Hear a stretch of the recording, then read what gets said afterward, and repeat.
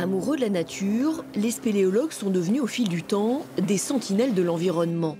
Ce matin-là, nous voici à Roquefort-la-Bédoule, dans un décor de western. Tu as vu que ça fait des couvercles suspendus? Ouais, c'est assez curieux. Ben, ça devait être les bains de chrome. Cette usine n'a jamais été démontée. C'est bizarre, hein? Et il y a un passage par-dessous? Oui. Alexis Zappelli a souhaité la montrer à ses camarades. Ça doit être creux, ça. Ça peut pas être plein. On savait déjà que cette usine a été fermée dans les années 60 pour cause de pollution. Et puis après, rien qu'en visitant le site, on s'aperçoit de suite qu'il y avait un tuyau qui partait de l'usine et qui se dirigeait directement en sous-terre. Donc c'était à peu près évident qu'il y avait une pollution à rechercher sous terre. Donc tu vois ce tuyau là qui est en place depuis des années. Ouais. Donc il a mené les effluents de l'usine directement dans le karst et dans les trous qui sont juste en bas du front de taille de la falaise. Ah ouais. Donc le danger c'est que ça parte dans la nappe phréatique et que ça contamine un peu les captages alentours. Ce que craignent les spéléos, c'est que cette usine ait rejeté du zinc ou du plomb dans la nature. Direction, les failles, au pied de la falaise. Un trou bien connu par les spéléos. Je descends en finesse. Le gouffre de la Trionne.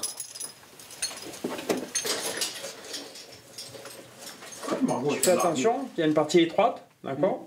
Puis tu descends en bas, tu verras, il y a un peu des dépôts de pollution, on va aller prélever pour faire des analyses. Allez, on te suit, à tout à l'heure.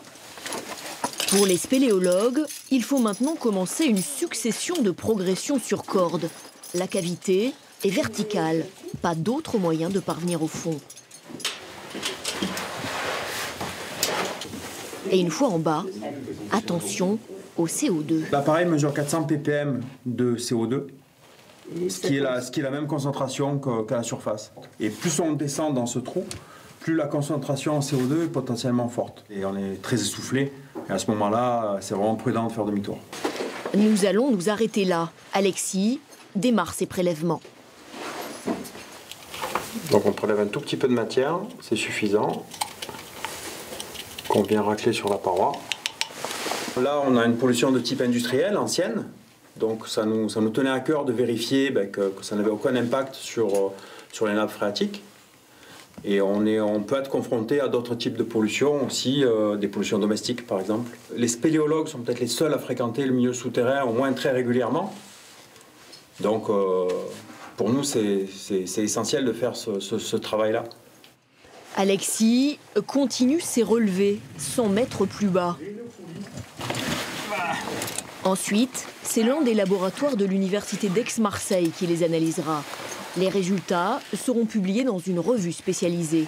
Ainsi, à chacune de leurs sorties, les spéléologues contribuent à surveiller les entrailles de la Terre.